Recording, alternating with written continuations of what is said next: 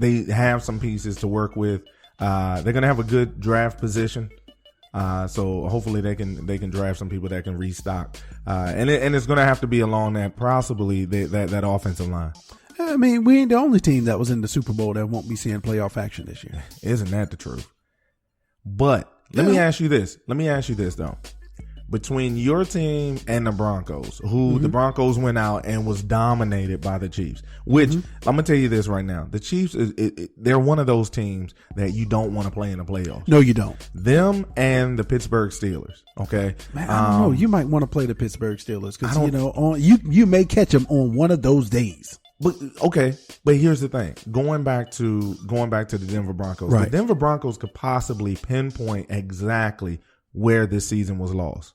The quarterback position, right? Okay, so when you look at it, and you're trying to rebuild for the Broncos, you could say, you know what?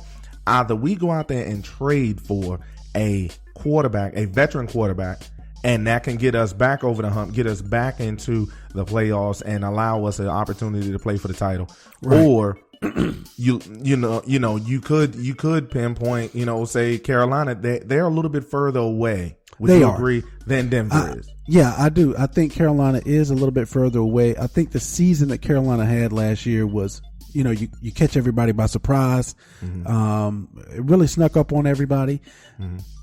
It was a great run, but I didn't really see it, rolling over to the next year.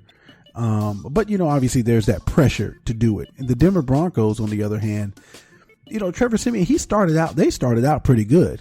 I mean, Carolina started out the season bad. Right. Okay. Denver started out pretty good. Then they kind of trailed off. All right. They could go out and trade for a quarterback. I know what you're thinking, No, they got there's some talent available that's sitting on the bench in the league. Yeah. Well, and then there's going to be some that they're going to move on from their quarterbacks also.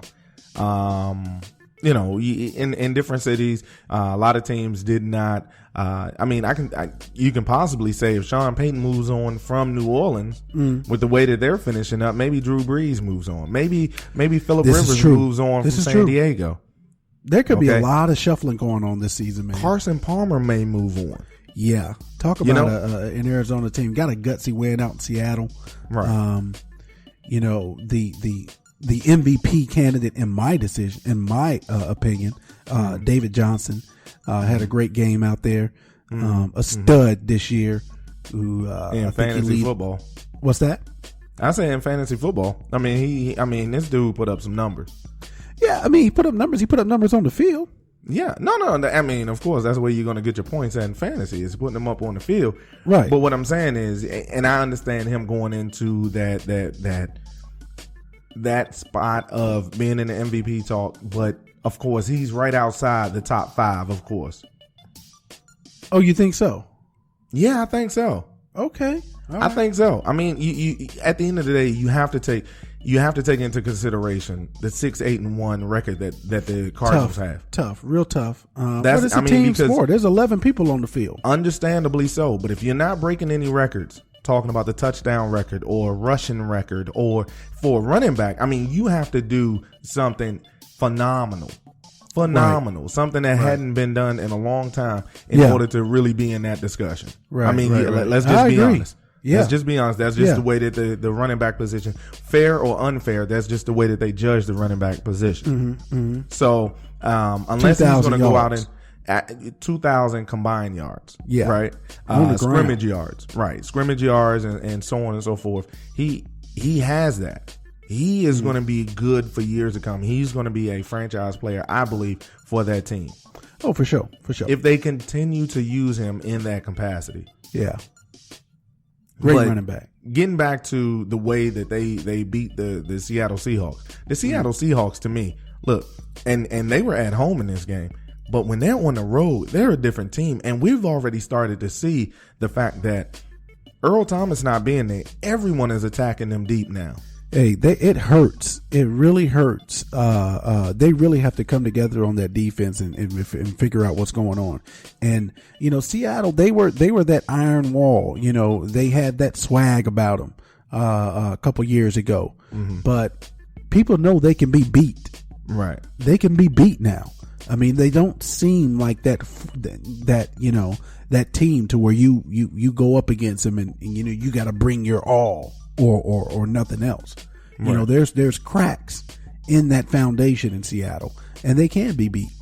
Yeah. But so it'll be interesting to see if they can mount a playoff run, see how far they can go.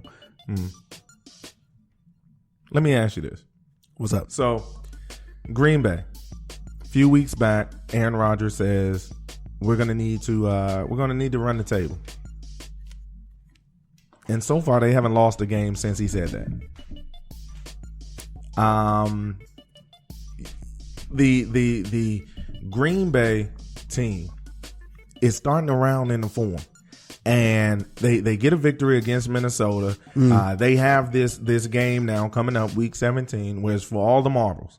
Okay, they're going to be playing against the Lions at home.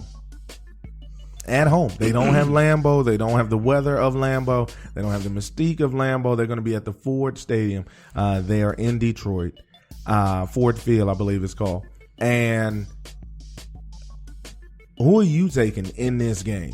I'm taking Green Bay. Yeah. You got to take Green Bay. It looks like they've got things back on the right track. And this is what, look, Aaron, he might be one of those guys that's like, look, I'm playing for the playoffs. I'm not going to exert myself. Right. In all these other games, I want to get in the playoffs.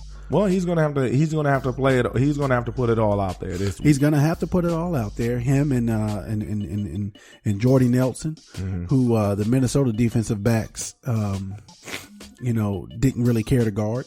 No, but not at all.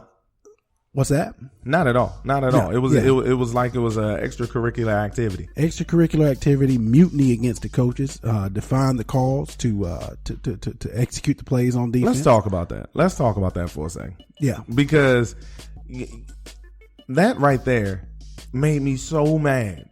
Because here's the thing: you have an elite defense. Okay, you have your coach, who had to have surgery, a few weeks ago on his eye, and he gives a speech to the team, and everybody was still playing for their playoff life. The team was still together. Adrian Peterson comes back last week. He doesn't do as well as we are accustomed to Adrian Peterson running, and their playoff hopes are pretty much over.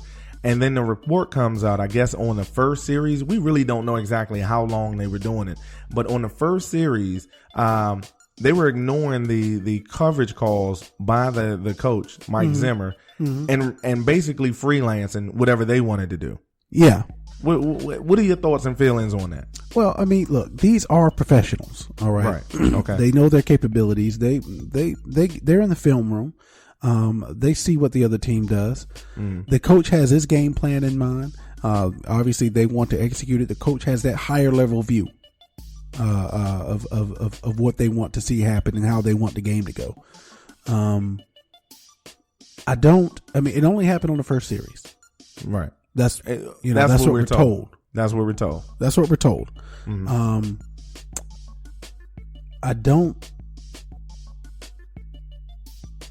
know. It's tough, man. Here's the thing. You want to give them some leeway to be able to do that. No, you don't. Here's the problem with that. The coach calls a play. Okay. Right. So in the NFL, for a lot of folks, you have your front, your defensive front, you have your middle linebacking core, and then you have your back end, which is your DBs. And when your DBs are freelancing, but yet the front four and your linebacking core is going off of the play scheme, then that throws everything into a flux, and especially the way that they play, because a lot of times they're able to match up on the outside man to man, right? They usually are able to just rush with their front four and then allow their linebackers to play underneath coverage. Okay. But if you're going to freelance on the back end where the linebackers don't know exactly what you're doing, that throws everything in the flux. Yeah, that is true. But do you think they told the linebackers in the huddle out there on the field? Look, you don't think they told them either? I have no idea. We have no idea. I mean, obviously this story comes out of somewhere where someone told someone that they were out there freelancing, that they weren't listening to the coaches, and they pinpointed that it was the DBs that was doing it. Yeah. So when you look at that story as a whole, it looks like it's just them. And look, you can't. And I mean, it does look bad when it comes out and Jordy Nelson scores on the first play, or the first on the second drive of the game. Right. But they jumped out to that lead against 28 points. Right. Against Minnesota I think it was the first half. So right. It was a competitive game. It looks bad. Right. The optics at least looks bad. Absolutely. And the way that the rosters are set up is that you're not going to be able to bench everybody, because you have a 53-man roster, but on game day, you only have 45 or 46 active players. So you're not going to be able to bench everyone because you're going to need backups along the offensive line, the defensive line, and so on and so forth. So this is something that going forth, the Vikings are going to have to say, hey, do we want these guys to continue being on this team? They do. That's the way. That's the way that you start to hit these guys. But look, Mike Zimmer, he's thought to be running the tight ship, but you had Norv Turner who just bounced. In the season. He just left. He said, you know what, that vacation is looking good. What is really going on in Minnesota? Right. Seriously. Yeah. I mean, is there some? I mean, and they were doing good when Norv Turner bounced. Yeah. Yeah. I mean, they had a winning record. Off that bye week, and then everything just kind of fell apart. But yeah, I don't know, man. Well, let's talk about the last three games. Okay, yeah, for sure. You got the Raiders losing Derek Carr for the playoffs. Yeah, they got the W, but they did lose Derek Carr. Right, That's won critical, the game. Man. They won the game. Lost Derek Carr.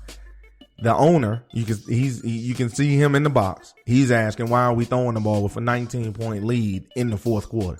Yeah, very great point. Yeah, you got a solid run game. You have a solid run game. You had been running the ball really well. Why aren't you running the ball? And Derek Carr, I had missed it initially when he was telling guys. You could see guys like, hey, let's get up, and he's like, nah, it's broke. And I didn't see that initially. I thought, he was coming over to the sideline and because it didn't look like it was a whole lot to it. He was just spun around. Right. That's all. And then you find out he breaks the fibula. He had surgery the next day. His timeline, they say, is somewhere between 6 to 8 weeks. Right. Okay. We're going to see exactly how that goes. That, of course, changes up how Oakland will be in the playoffs. Mm-hmm. I think that goes without saying. David Carr was in the MVP discussion, and now you don't have that MVP. You're going to play a little bit more conservative. You have Matt McLaurin out there. You did draft Connor Cook. Okay. So we're going to see exactly how Oakland depends on its running game. They have a real good offensive line out there. So they're going to have to control the game with the backup, running the ball first and then getting the ball down the field. Hey, they could have a young Dak Prescott sitting there waiting. Yeah, I don't see that in McLaurin. Maybe in Connor Cook. We don't know, but I don't believe we're going to see Connor Cook in this playoff run. You get into the playoffs, you don't have really any film to work off of, any pro film. Right. I guess to work off of for these backups. Hopefully they're ready. They could step in and surprise a few people. Get a couple games before the defenses catch up to them. Yeah, it's possible. Anything is possible for sure. Yeah, well, you see the Cowboys. Anything is possible. Wow. The Steelers and the Ravens. What a game! What a game! Yeah, especially capped off with that Antonio Brown. Lean back and reach across the goal line for the win. Break the plane. That's all you got to do. So tell me this: at the end of the game, was there any doubt in your mind that Pittsburgh was going to drive down at the end and get the winning score? No, not at all. I mean, the winning score, I don't know, but you knew they were going to drive down and make it a game, right? You knew that, and Big Ben, you can see them rounding into form right now. 24 of 33, 279 yards, 3 touchdowns. The week before, he had not a real good